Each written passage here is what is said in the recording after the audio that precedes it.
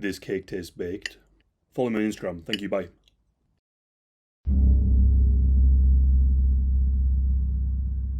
This case takes place in the UK in the year 2018. Meet Lucy McHugh. Lucy was born on the 24th of October 2004. Her parents are Andy McHugh, her biological father, and Stacey White, her mother. Lucy also had a brother named Dylan. Dylan and Lucy's parents split when they were young. Her father tried to maintain a relationship with Lucy, but they often fell out, and they didn't speak to each other for several years. Lucy's mother Stacey would go on to meet a new partner named Richard Elms. Lucy was known to be a bundle of fun, laughter, generosity, and kindness. She was generally a happy child and early teen, despite being her own biggest critic. She spent her time partaking in sports, art, drama, and music, but her favourite thing to do was to travel with her family. And her favourite place to go was the beach.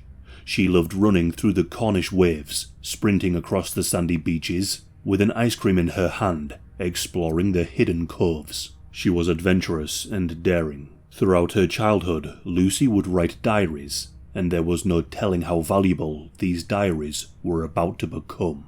Lucy had big ambitions. She wanted to become a lawyer and move to the United States, hoping to provide legal services to those in need. However, when she was just 12, Lucy's life took a dramatic and tragic turn. Despite her wisdom and maturity beyond her years, she was still a child, vulnerable, and in need of protection, and her world would irreversibly change when she met a man by the name of Stephen Nicholson. Stephen was born in 1993. Little is known about his early life, parentage, or his upbringing. However, it is clear that his childhood was far from ideal. By the age of 13, he had been placed in a children's home, indicating that his parents either lacked the ability or the desire to care for him properly. This was certainly not an ideal start to his teenage years, a critical period of development.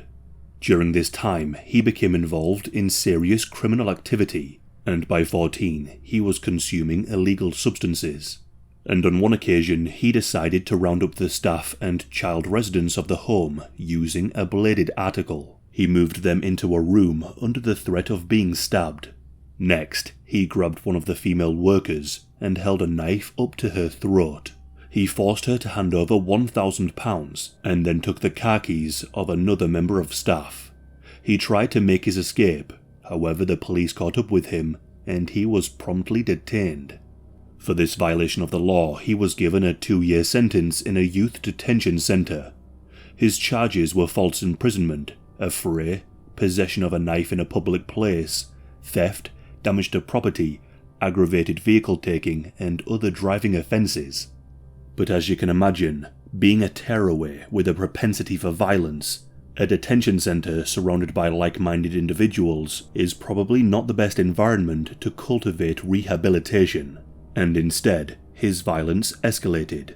One day, he and 2 other inmates barricaded themselves in the canteen. They then proceeded to arm themselves with knives. Now, what exactly they were trying to achieve is unclear. However, a prison guard tried to defuse the situation, but Stephen made several attempts to stab him. Luckily, the guard was wearing a stab-proof vest, otherwise he would have sustained a fatal injury. It is clear that this man was no stranger to knife-wielding and was not a moral teen. As Stephen grew into adulthood, he sofa surfed and eventually got a semi-permanent residency in a flat. Throughout this time, he learned to tattoo. Among other tattoos, he had the word freedom tattooed above his eyebrow. This particular tattoo would not age too well. In June of 2012, when he was 18 years of age, he was in communication with an underage girl known as AB. She was 14 at the time and was looking to get a tattoo from Stephen. Stephen agreed to tattoo her and her friend without their parents' permission. The 2 girls went round to his flat for the tattoos. After this, Stephen sent AB a message on social media and the 2 started chatting. The conversation soon turned flirtatious, and Stephen's first known attempt at grooming someone. He asked AB if she would have sex with him. Being young, naive, and likely thinking she knew what she was doing, AB accepted the offer. The two met, and this was Stephen's first essay on a young girl. At some point after this, Stephen got a woman pregnant and eventually had a child, but the specifics of this are unclear. Despite now being a father, he continued to engage in criminal activities, selling illegal substances, earning himself over £500 a week. In May of 2017, Stephen was in need of accommodation. He needed another sofa to surf. And this time, he turned to his childhood best friend for assistance, Richard Elms, stepfather to Lucy McHugh. People have since questioned, how much did Richard Elms know about Stephen's past? Did he know about his time in care, at the youth detention centre, his relationship with AB, or his current illegal substance dealing? And did Richard mention any of this to his partner, Lucy's mum? I would like to think that Lucy's mum was unaware. When Stephen moved into the house, he came as a package. He kept several pets, however they weren't the cuddly, fluffy kind. Stephen brought with him a 9-foot boa constrictor, pythons, a gecko, a tarantula, and 2 chameleons. Shortly after moving into the house, Stacey got him a job at a care home working for the elderly. Somehow, he was able to dodge a police check, and his previous actions didn't affect him from getting a job in the care industry. When Stephen moved in, he also brought his tattoo equipment. It is perhaps understandable how the impressionable and curious preteen Lucy would become fond of him. Stephen was new and he was different, and Lucy, she was at a very sensitive point in her development. He was like no other person that she had been friends with before. He appeared mysterious, cool, and elusive, and so Lucy, at 12, developed a crush on Stephen.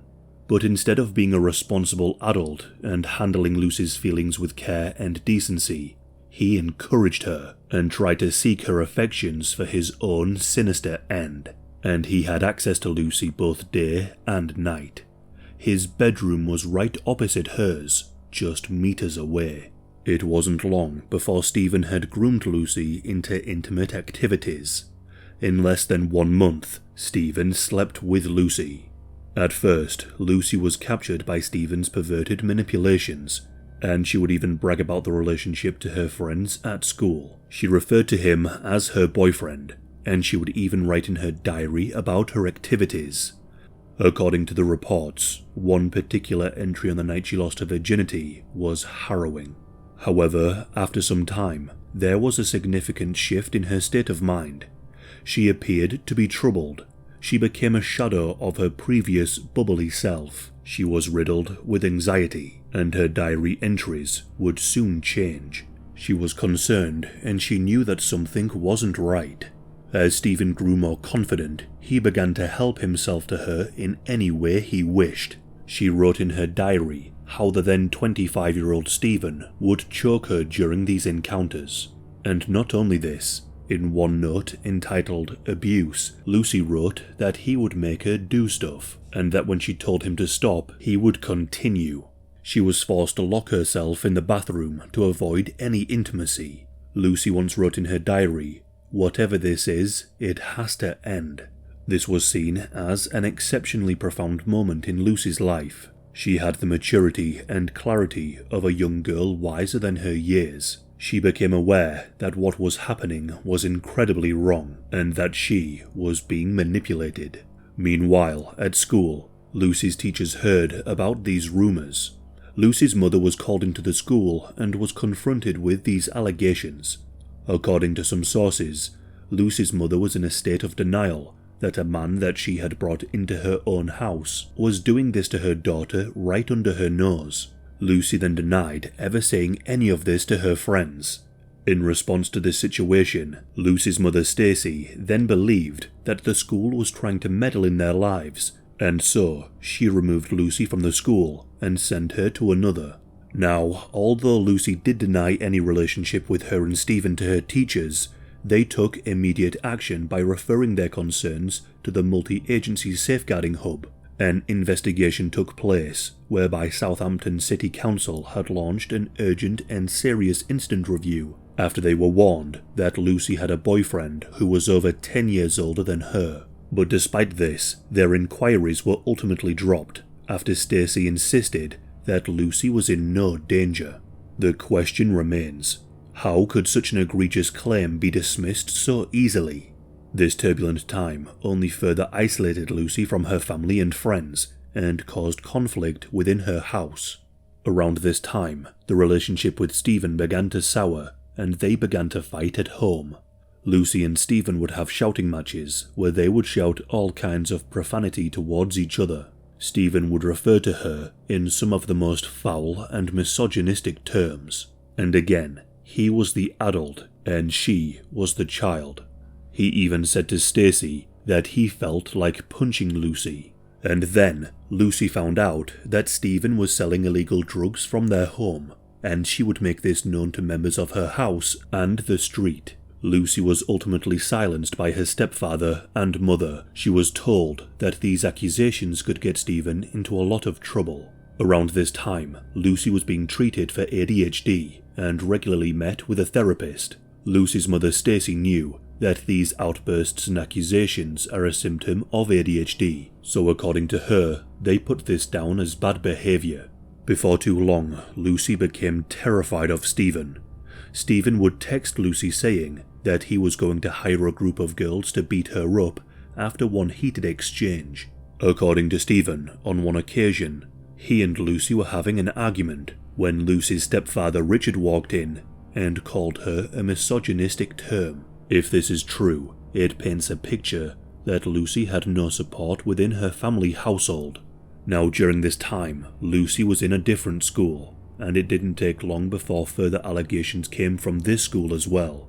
However, Lucy's mother Stacey claimed that her child was living in a fantasy world, and that simply, Lucy just had a crush on Stephen. Social services became involved again, but only ended with no further action being taken. The investigations were high level, but they were dismissed when Stacey and Richard claimed that Lucy was in no danger. These multiple investigations and people confronting Stacey with accusations only turned her to blame Lucy. Stacey told Lucy that she needed to shut up and that she would ruin Stephen's life if she continued. According to a school friend, Lucy had confided in her, saying that her boyfriend was slapping her and that things were getting worse. On the Sunday before the 25th of July 2018, Lucy confronted Stephen in an argument, telling him that it was his fault and that she had a hold over him. Witnesses thought that she was referring to his illegal substance dealing, but they were wrong. She said to Stephen that she was pregnant and that she was going to tell her mother. It was later established that Lucy was not pregnant. Lucy's mother and Richard had grown exhausted by the constant conflicts, and so they told Stephen to leave. Stephen complied and he went to live with his mother. However, he left all of his belongings and his animals at their home. Later that night, Lucy confided in Richard that she wanted to tell him and her mother something very important. However, her mother returned home after Lucy had already fallen asleep, and the opportunity for Lucy to share her concerns was missed. She wanted to tell them that she was pregnant and that Stephen was the father. The potential to expose Stephen's abuse to her mother and stepfather could destroy Stephen's life. Stephen realized that eliminating Lucy became the only way to protect himself from being revealed as a predator. The way that Stephen saw this is that she became a significant threat to his freedom. On Tuesday the 24th of July 2018, Stephen called in sick to work at lunchtime, claiming that he was ill. However, this was a lie. That afternoon, he cycled to the flat of an elderly man he knew. This man suffered with dementia, and would make for a great alibi and a great location to plot what happened next. He ordered some shoes with next-day delivery, so no footprint could be linked back to a pair of shoes that he is known for having. He got out some old clothing, which again, people would not associate with him wearing. He now had an outfit to dispose of once he had followed through with his grand plan. But next, he needed Lucy, and Stephen was able to convince her to meet him. On the 25th of July 2018, at around 9 AM, Stephen made his way to a Tesco Express shop. It was later discovered that he did this to make sure the CCTV would capture him wearing a specific outfit. Just after 9 AM, Lucy is seen by CCTV walking towards a sports centre by herself, the area where she had agreed to meet Stephen. Lucy had taken her brother's watch so she could tell the time, as her phone was confiscated by her mother. She is described in court documents as walking purposefully. Little did she know, she was walking into a trap. The last piece of chilling footage was her walking past the same Tesco Express. The reason why she was meeting Stephen is not known, but it appeared to be urgent.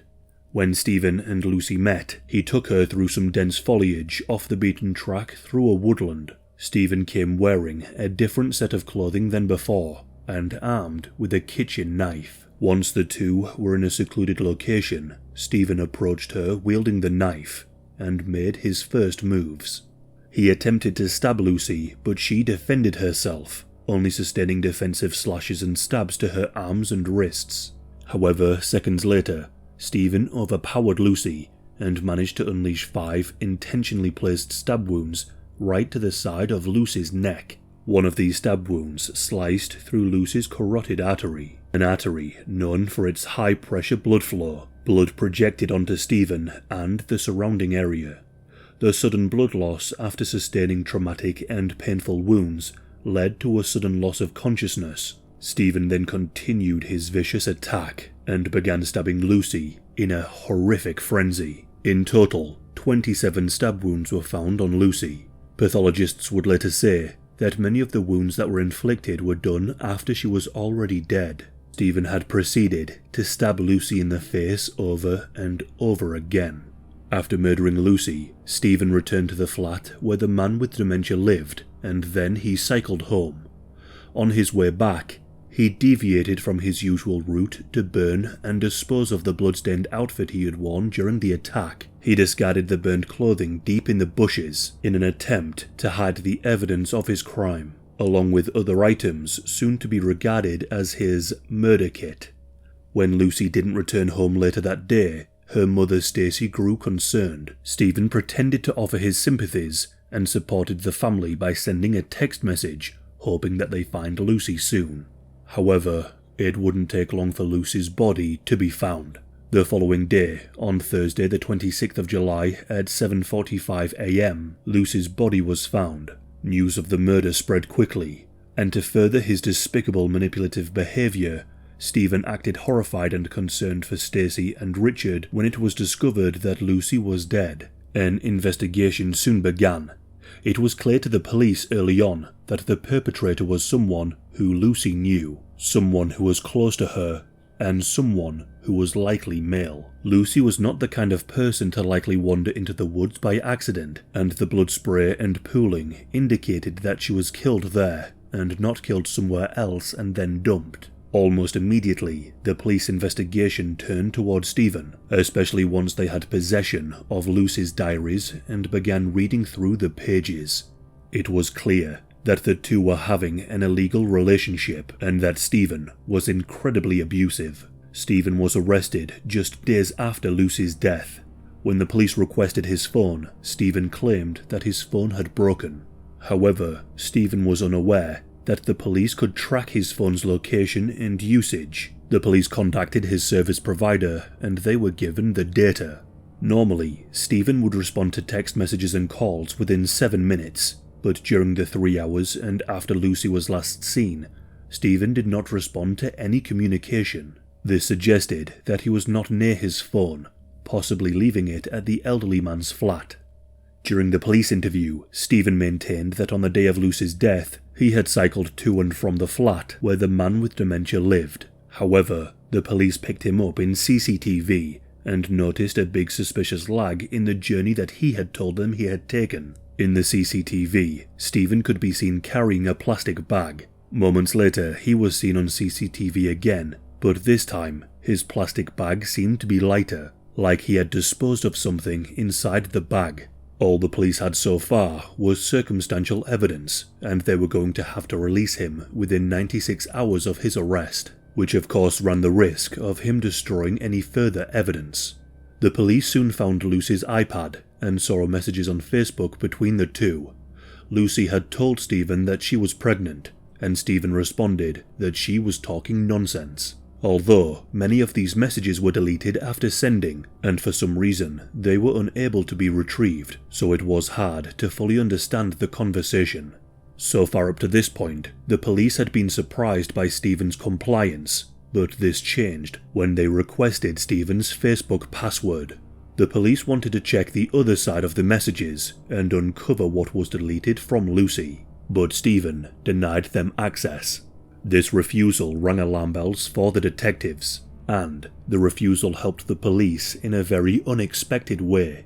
Under Section 49, Regulation of Investigatory Powers, Act 2000, if a person is suspected of committing an act of terror or child endangerment and refuses access to social media, the refusal itself can be a criminal offence. Stephen was charged with this offence and was sentenced to 14 months in jail after pleading guilty to Section 49. This conviction was desperately needed and took the pressure off the investigation. With more time, the police began scrutinising Stephen's phone data. The data wasn't very precise, so the police could only pin down a large area. The area was so large that it would take 2,240 police personnel shifts to search. This equated to 14 police officers working 2 shifts per day for 80 days. And so, the police began to search this area, looking for any evidence that would pin Stephen to the murder.